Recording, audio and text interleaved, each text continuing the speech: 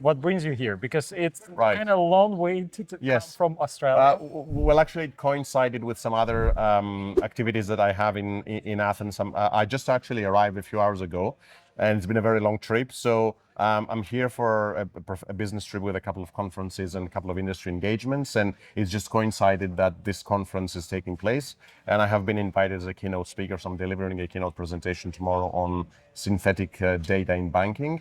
And today I was also invited to speak at a panel on scams and deepfakes and this kind of very interesting space. Yeah, it's hot topic nowadays. Absolutely. And scams, digital scams, become more and more the natural background of the business. Unfortunately. But it's really great to hear. And the surface is actually becoming way bigger, and scammers are becoming very more sophisticated actually. Yeah. So then maybe the natural question: what actually industry did well this year? I think one of the things that they did pretty well is to raise awareness, is to push for more, not necessarily regulation, but more attention to the space of scams, to the space of identity, and definitely I think with the advent of Gen AI, we see more and more investments, of course. Yeah. But also I think Gen AI has been playing a very instrumental role in the proliferation of scams. But at the same time, it could be the solution and the answer to actually battling scams and deepfakes at the same time, which is a bit of an oxymoron.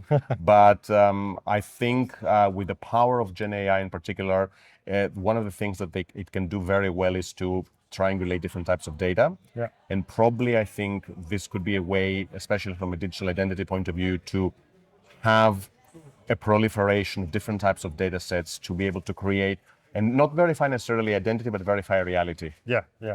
That's true. And becoming much more easier nowadays to create digital twins, if I can say. Absolutely. Yeah. So that's true. And then what do you think, what are going to be the challenges for the industry? The main challenge will be protecting consumers, protecting data, because also bear in mind that banks nowadays are not vaults of money, they're vaults of data.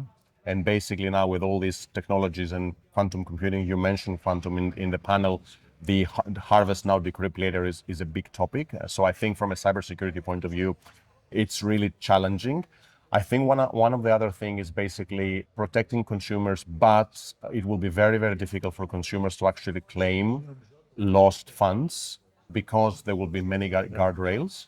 So I think it's a balance between, and we talked about that in the panel, individual duty of care and institutional duty of care. Yeah. But I think the picture in general is very gloomy, is very challenging, and money is something that it's very sacred. So there's going to be more push for not taking unnecessary risks. What worries me is that you may see situations of people being involved in different types of transactions, which will immediately make them lose access to the financial accounts, and that could be debanking, that could be exclusion, that could be many things. So what worries me is that banks may find any kind of excuse not to process transactions or to blacklist people because of a single potential transaction they've made, call crypto, call anything at the same time. And actually it's already happening. Like it is the happening. Landscape on the West world is definitely changing. Because every activity, if you forgot your PIN or did something in a different way that you used to do, it's automatically bringing the blockage. And you know what the interesting is, and you insinuated that in the panel, is it actually our money, and what kind of control do we have in our money and the way we transact?